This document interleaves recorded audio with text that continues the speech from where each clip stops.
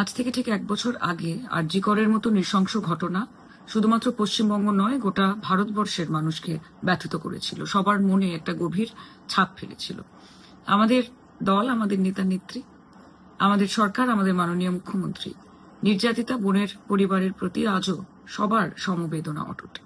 আগামী দিন যাতে পশ্চিমবঙ্গ বা ভারতের কোনো মা বোনের প্রতি এরকম জঘন্য অপরাধ না হয়, তার জন্য পশ্চিমবঙ্গ বিধানসভাতে সর্বসম্মতভাবে অপরাজিতা অ্যান্টি রেপ বিল পাশ করা হয়।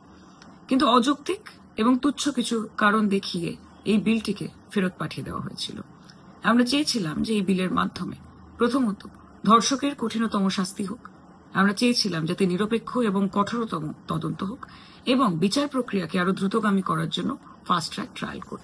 কিন্তু এই বিলটি ফেরত পাঠিয়ে দিয়ে বিজেপি এই বিষয়টি বুঝিয়ে দিয়েছে যে বেটি বাঁচাও বেটি পড়াও তাদের কাছে শুধুমাত্র লরি এবং ট্রাকের পেছনে লেখার জন্য স্লোগান মাত্র।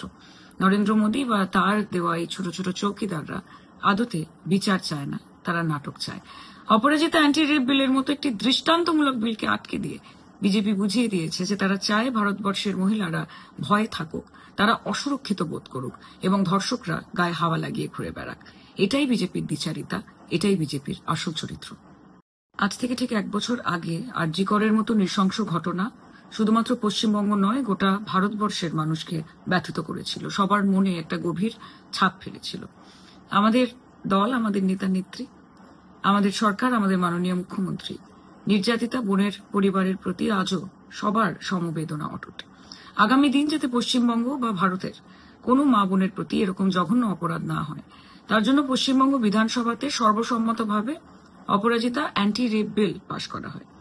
কিন্তু অযৌক্তিক এবং তুচ্ছ কিছু কারণ দেখিয়ে এই বিলটিকে ফেরত পাঠিয়ে দেওয়া হয়েছিল। আমরা চেয়েছিলাম যে এই বিলের মাধ্যমে প্রথমত ধর্ষকের কঠিনতম শাস্তি হোক। আমরা চেয়েছিলাম যাতে নিরপেক্ষ এবং কঠোরতম তদন্ত হোক এবং বিচার প্রক্রিয়াকে আরো দ্রুতগামী করার জন্য ফাস্ট ট্র্যাক ট্রায়াল কোর্ট।